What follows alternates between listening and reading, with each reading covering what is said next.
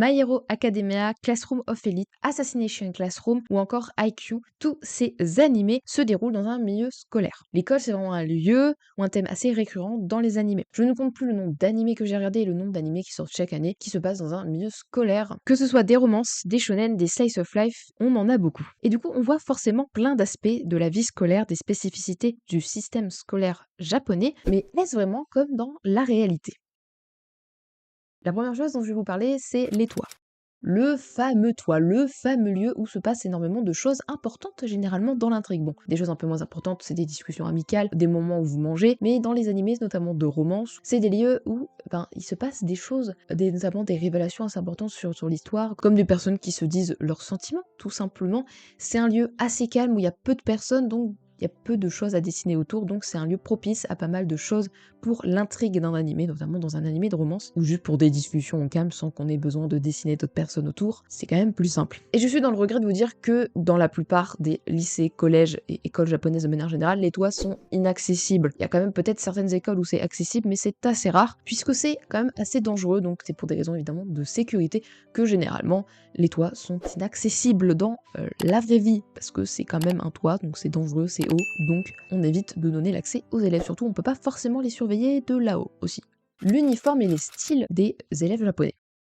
Bon, les uniformes, je pense que je ne vous apprends rien que les uniformes au Japon, c'est normal. Ils ont tous des uniformes, c'est juste que ça change d'école en école. C'est généralement la même chose, donc on a une cravate ou un nœud papillon, une jupe pour les filles, un pantalon pour les garçons. Et bon, généralement c'est soit du bleu, soit du vert, soit du beige. Enfin, certains détails changent en fonction des écoles pour montrer à quelle école on appartient tout simplement. Évidemment, du coup, dans les animés, ils ont tous des uniformes, et les seules choses qui diffèrent par rapport à la réalité, c'est que des fois, on voit qu'il y a quelques fantaisies sur leur uniforme, sur leur sac aussi, même sur eux de manière générale. On en parlera un petit peu plus après. Par exemple, dans Quintessential Quintuplet, les quintuplés ont tous un style différent pour les différencier des autres élèves et même pour se différencier entre elles, que ce soit dans leur uniforme ou dans d'autres détails dont on parlera juste après, comme je vous ai déjà dit. Et ça, généralement, au Japon, c'est interdit généralement. Voilà, vous portez les mêmes vêtements, tous. On ne doit pas faire de fantaisie, il faut que tout le monde soit pareil pour la parité et éviter la discrimination. Même si c'est un peu faux, puisqu'il y a quand même pas mal de harcèlement au Japon et de discrimination quand même. Je pense que je ne vous apprends rien. Et donc du coup, aussi par rapport au truc de style, comme j'ai marqué dans l'intitulé de cette partie, c'est par rapport du coup effectivement aux accessoires que les personnes peuvent mettre, ou par rapport au maquillage, aux bracelets, aux boucles d'oreilles, par rapport à la couleur de cheveux, parce que par exemple les quintuplés, elles ont toutes une couleur de cheveux différente, ou dans certains animés où il y a de la baston, c'est des gangs, comme dans Tokyo Revenger, ils ont souvent des décolorations, c'est un peu le symbole des délinquants dans les animés, dans les mangas. Généralement ça, dans les lycées japonais et même les écoles japonaises, c'est interdit, ou en tout cas c'est assez mal vu. Vous n'avez pas le droit, voilà, d'avoir trop d'accessoires, il faut vraiment que tout le monde soit pareil. Voilà, c'est très strict au Japon, tout le monde doit être pareil pour, entre guillemets, éviter les discriminations, comme je vous ai dit, même si ça ne les enlève pas, bien sûr. La vie sociale. Ce que je veux entendre par là, voilà, c'est comment se déroule la vie un peu au lycée, en tout cas sociale, donc les interactions. Dans les animés, on voit bien qu'il y a une hiérarchisation et un très fort respect. Les cadets respectent leurs aînés en les appelant senpai, donc pas un titre un peu honorifique. Les professeurs et les élèves se respectent entre eux, et les élèves se respectent entre eux aussi. On voit cette très forte hiérarchisation qui est une réalité dans la vraie vie. Et on voit surtout qu'ils participent à énormément d'activités ensemble, qui sont tout le temps ensemble, donc ça leur permet de développer des liens sociaux avec leur classe, parce qu'ils sont tout le temps ensemble, tout le temps dans la même classe. Ils font des clubs, donc ils développent encore plus leur sociabilité dans d'autres choses. Ils font des activités avec leur classe, comme les festivals, toutes ces choses-là, on en parle un peu plus tard. Donc on voit qu'il y a quand même un énorme lien social, une énorme solidarité, entre guillemets, entre les élèves, même si dans la réalité, il y a quand même des discriminations et du harcèlement, comme je vous l'ai déjà dit un peu plus tôt. C'est une réalité. Pas né tout beau, tout rose, comme on voit dans les animés. Pas tout le monde s'entend avec tout le monde, bon. Et il n'y a pas forcément tout le temps des amourettes comme ça, c'est pas la réalité non plus. C'est romantisé. Par contre, il y a quelque chose dont on parle vraiment beaucoup moins, en plus du harcèlement. C'est aussi la pression, c'est-à-dire que les élèves ont une pression énorme pour avoir de bons résultats, pour pouvoir rejoindre une bonne université, pour pouvoir avoir un bon travail et avoir réussi aux yeux de la société et rentrer dans le moule de la société. Il y a clairement une pression tout autour de ça. On le voit pas forcément dans tous les animés, ou voire très peu dans certains animés. Dans Shiaya la Fuyu, un animé que j'ai regardé récemment, on voit qu'il y a quand même une forte pression à avoir des bonnes notes. Cette pression-là, on la voit rarement, et ça fait partie intégrante de la vie d'un lycéen. Comme je vous ai dit, voilà, c'est pas tout beau tout rose comme dans les animés. Et donc en parlant de pression par rapport aux cours et par rapport aux notes, je vais vous parler des cours tout simplement. Les cours, on les voit assez peu, comme je vous ai dit, on romantise, on met les AP les plus sympas de la vie d'un lycéen, les clubs, les festivals, alors que les cours, on en parle quand même un peu moins, on les voit quand même, on voit que ça casse à sa classe attribuée toute l'année, que c'est les professeurs qui se déplacent entre chaque cours, que les élèves prennent des notes en écoutant seulement le professeur, il y a très peu d'interaction sociale dans les classes. Ça, c'est de la réalité, c'est vraiment une copier-coller de la réalité. Chose dont on parle un peu moins, c'est les horaires de cours, même si je pense que vous êtes au courant qu'ils ont des horaires de cours assez courts par rapport à nous. Ils vont de 8h30 jusqu'à 15h30 à peu près en cours. Donc ensuite, ils nettoient la classe et ensuite, il y a les clubs environ 2 heures après les cours. Et quand ils rentrent chez eux, ils font leurs devoirs. Ils ont parfois des cours particuliers, même pendant les vacances et pendant les week-ends. Comme je vous ai dit, il y a beaucoup de pression sur les cours et sur les bonnes notes et on le voit pas assez dans les animés, j'ai l'impression. Comme je l'ai dit, ça romantise beaucoup. C'est pour ça qu'on voit moins ces aspects. Et autre chose dont on parle assez rarement, c'est quand même comment se déroule une année scolaire au Japon. On en parle quand même un peu. On comprend que ça commence en avril avec notamment la cérémonie d'ouverture. On voit les sakura absolument magnifiques, le discours du principal. Et ensuite, on parle pas trop du déroulé de l'année scolaire de manière générale parce qu'on se concentre généralement sur certaines choses. Leur année scolaire est divisée en 3 trimestres de avril à juillet. À juillet, ils ont des vacances d'1 mois. Ensuite, de septembre à décembre, deuxième trimestre, ils ont des vacances à Noël de 15 jours. Et ensuite, de janvier à mars, c'est leur dernier trimestre et ils reprennent en avril avec du coup un mois de pause à peu près. Donc voilà, c'est comment se déroule globalement une année scolaire au Japon. Prochain aspect que je vais vous parler qui est un moment un peu plus sympa de l'école au Japon, c'est les festivals.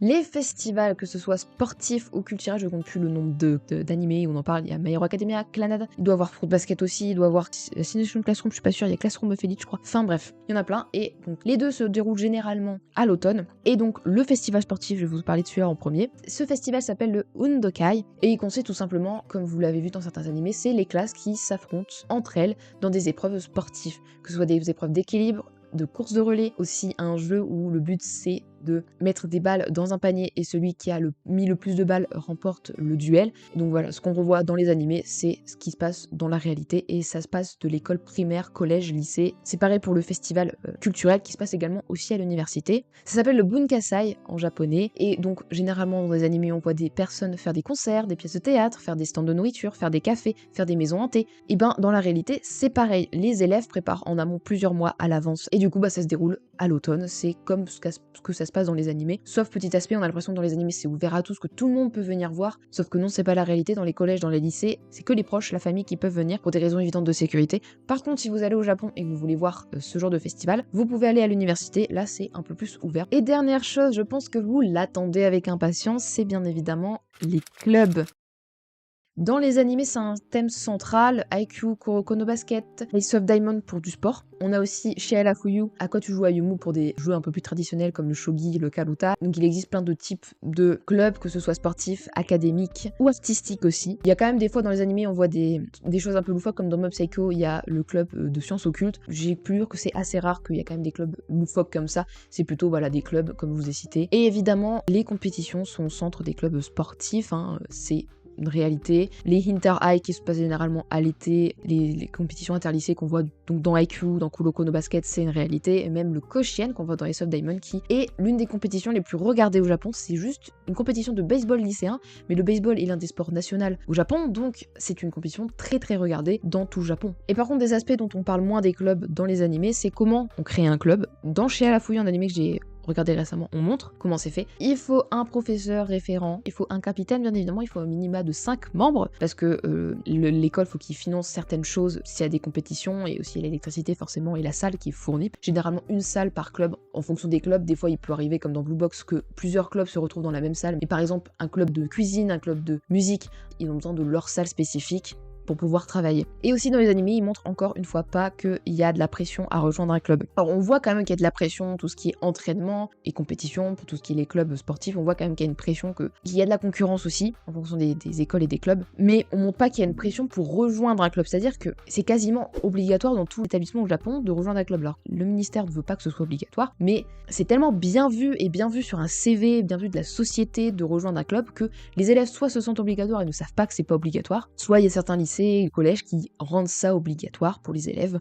Globalement, je pense que vous l'aurez compris, les animés et les mangas qui parlent du lycée, du collège, sont assez proches de la réalité. Il y a quand même des choses qui sont pas trop montrées, la pression, le harcèlement, le fait que ce soit quand même assez strict la discipline et ce soit assez discipliné au Japon pour pas mal de choses. Les animés et les mangas sont vraiment assez romantisés par rapport à la réalité. Il y a énormément de choses qui sont comme dans la réalité, mais il y a énormément de choses qui sont pas montrées parce qu'ils préfèrent montrer les aspects les plus joyeux qui accrocheront le lecteur, la personne qui regardera Donc voilà, c'est déjà la fin de cette vidéo, j'espère qu'elle vous aura plu. N'hésitez pas à liker cette vidéo, à la commenter, à la partager parce que j'ai vraiment passé pas mal de temps à faire mes recherches et j'aimerais bien qu'elle soit vue par le plus grand nombre de personnes. Si jamais vraiment j'ai oublié des éléments pour certaines choses, n'hésitez pas à me le dire en commentaire. J'ai quand même fait normalement le moins d'erreurs possible dans mes recherches. Vous aurez toutes les sources évidemment dans la description. Ça a été hyper passionnant, je trouve, de me plonger dans le système scolaire japonais et de voir les différences entre les animés et la réalité. Même voilà, comme je vous ai montré, la plupart des choses sont assez copier-coller de la réalité, mais il y a quand même énormément de choses qui sont pas montrées parce que voilà, il faut accrocher le lecteur, il faut accrocher le visionneur. C'est pas comme ça qu'on dit, mais j'ai plus le mot.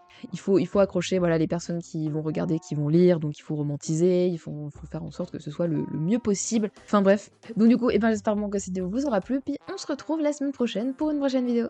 Bye bye.